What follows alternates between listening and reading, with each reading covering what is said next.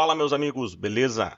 Professor Otávio na área, e hoje a gente está aqui para falar um pouquinho mais sobre programação, sobre construção de software web, mais especificamente falando sobre a linguagem de programação JavaScript, né? Essa aula vai dar um start aí num conjunto de aulas que eu vou liberar para vocês agora, justamente para vocês se prepararem aí para as avaliações e também para vocês aprenderem, para vocês relembrarem aquilo que a gente falou em sala de aula sobre JavaScript. Mas antes de mais nada, a gente precisa sair um pouco do escopo, né, daquela questão de linguagem de programação e entender o que é uma linguagem de programação, entender, basicamente, relembrar como funciona o computador, né, pessoal? E para isso, nada melhor do que fazer um diagrama. Eu adoro diagramas e eu sempre gosto de falar para vocês que toda vez que a gente fala de computação, toda vez que a gente fala de computador, a gente está falando basicamente de três elementos. Eu tenho certeza que vocês vão lembrar disso porque eu falei isso pelo menos uma dúzia de vezes em sala de aula. Mas nós estamos falando de processamento, né? Então eu estou falando de um elemento para fazer o processamento, para processar informações. Normalmente esse elemento é o que vocês conhecem como processador, né? Nós estamos falando também de um elemento para armazenar essas informações. Então nós estamos falando basicamente do que nós conhecemos como memória. E nós estamos falando, é claro, que quando a gente fala de memória, eu não estou me atendo à memória de entrada, à memória de saída, ou até mesmo memória RAM, memória ROM, ou seja, os diversos tipos de memória que nós temos no computador. Estou falando de memória como um todo. Eu preciso armazenar informações para utilizá-las. Então a gente tem um conceito de memória.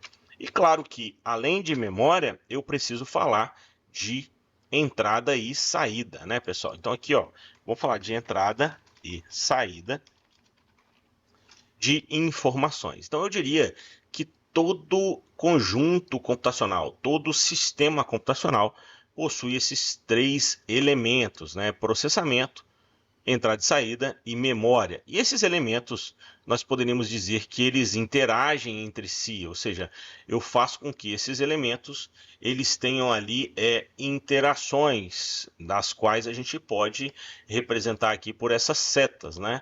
E eu sempre falo isso para vocês porque sempre nós vamos ter processamento. O que é processamento, né, pessoal? Processamento é a minha capacidade de fazer operações aritméticas e lógicas, certo? Então, meu processador faz o que aqui? Faz somas, subtrações, multiplicações, divisões, exponenciações, radiciações, integrais, derivadas e por aí vai. Então, eu tenho ali operações aritméticas e lógicas. E quando eu falo uma operação lógica, eu estou falando de uma expressão que nós conhecemos como booleana, ou seja, aquela expressão que retorna verdadeiro ou falso. Então, meu processador é o cara que faz isso para mim. E toda vez que vocês compram um processador, vocês estão lembrados que vocês vão lá na loja e o processador tem lá 3,4 GHz, né? Que é a frequência de operação daquele processador. O que isso quer dizer? Isso quer dizer que aquele processador ele faz 3,4 vezes 10 elevado a 9 GB, né? Então nós temos K 10 elevado a 3, Mega 10 elevado a 6 e Giga 10 elevado a 9 operações, ou seja, ciclos, não necessariamente uma operação, mas ele faz ali 3,4 bilhões de ciclos em um segundo. Isso é muito rápido, pessoal, e isso demonstra o que é essencialmente um computador, né? É nada mais nada menos do que uma máquina capaz de fazer operações numa velocidade muito, mas muito maior que a gente.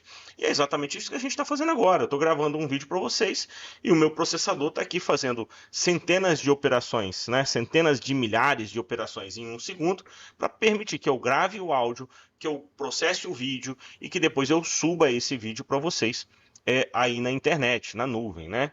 Então isso é o processador. Aqui na memória a gente tem o que nós chamamos de armazenamento, né? E que lá na frente a gente vai ver que a gente pode manipular esse armazenamento a partir de variáveis. Então eu posso criar elementos aqui na minha memória para manipular esses elementos, guardar informações, guardar ali qualquer coisa que seja perene ou não perene, né, seja temporária ou não, mas eu posso manipular a memória para, em conjunto com o processador, fazer operações e ter respostas a problemas, a modelagens que a gente faz, tá certo? Então isso é muito importante da gente lembrar. E claro, não poderia deixar de falar de entrada e saída, que são dispositivos que permitem que a gente interaja com esses sistemas computacionais. E aí, eu sempre falo para vocês que dentro desses elementos, no cerne aqui, ó, desses caras, está a nossa capacidade de resolver problemas, ou seja, a nossa capacidade de desenvolver algoritmos. Ou seja, algoritmos que nada mais são do que, vou escrever aqui o conceito de um algoritmo, né? Ó.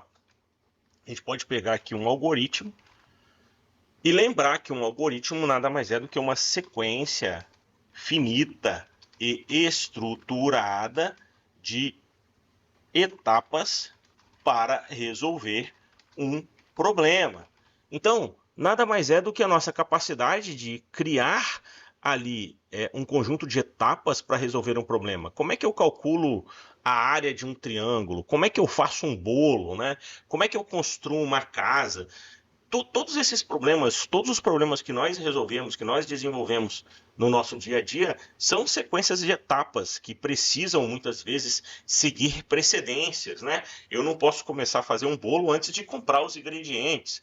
Então, eu tenho uma sequência de etapas que precisa ser seguida e um algoritmo é exatamente isso. É uma sequência finita e estruturada de etapas para se resolver um problema e esse problema pode ser modelado para ser resolvido por um computador. Então, toda vez que nós criamos um problema, e vamos dar um problema complexo hoje em dia, né? Vamos falar de carros autônomos, vamos falar de um carro que está dirigindo sozinho. Aquele carro tem ali dezenas, centenas de sensores que estão captando informações do ambiente, que estão sendo levados ali a um processador, que estão sendo armazenados ali em forma de informações na memória e estão sendo ali entrando e saindo nesse sistema computacional a partir de dispositivos de entrada e saída, como câmeras, como sensores infravermelho, sensores de distância, e todas essas informações estão sendo ali processadas em um tempo muito pequeno para dar respostas rápidas, ou seja, eu estou ali monitorando tudo que está acontecendo à minha volta para tomar uma decisão que é manter o carro andando, né, de forma autônoma e desviando de obstáculos e dirigindo sozinho. Então isso é um problema que partiu de um algoritmo que foi desenvolvido para resolver esse problema. E hoje nós temos ferramentas computacionais para resolver esse tipo de problema no nível macro, como carros autônomos, e no nível micro, como pequenos robôs que são mandados, por exemplo, para Marte, para coletar amostras do solo para a gente estudar o solo marciano, como a gente já vem vendo aí na mídia, né? Então isso é um sistema computacional e no nosso caso, trazendo aqui para a nossa realidade, a gente vai desenvolver algoritmos, beleza, pessoal? Só que a gente vai desenvolver algoritmos numa linguagem de programação chamada JavaScript. Então vou até trazer aqui o símbolozinho do JavaScript para vocês. Vou colocar aqui, ó, bonitão, ó. Tá? Então a gente vai usar a linguagem JavaScript, que é uma linguagem de programação que é interpretada, e lá na frente vocês vão estudar disciplinas mais específicas para falar o que é uma linguagem interpretada, uma linguagem compilada, estruturada, funcional e por aí vai. Mas aqui basta nos saber que ela é uma linguagem de scripting que nos permite executar instruções diretamente com esses três elementos do computador. E é a linguagem que a gente vai usar para começar a programar, a linguagem JavaScript, que é uma linguagem muito poderosa e uma linguagem muito utilizada nos dias de hoje para desenvolvimento web, tá certo?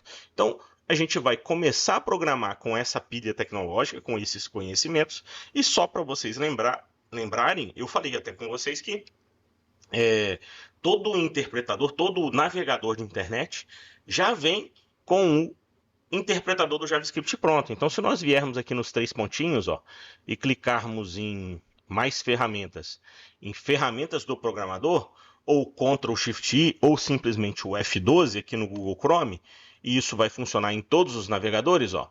Olha que bacana. Vocês vão ver que aqui já apareceu para mim uma série de ferramentas, e tem uma ferramenta aqui chamada Console. O que acontece nessa ferramenta aqui chamada Console? Ó, que bacana, ó. Eu posso escrever instruções para serem executadas no contexto do navegador. Eu posso escrever, por exemplo, 1 mais 1 e ele já me dá a resposta.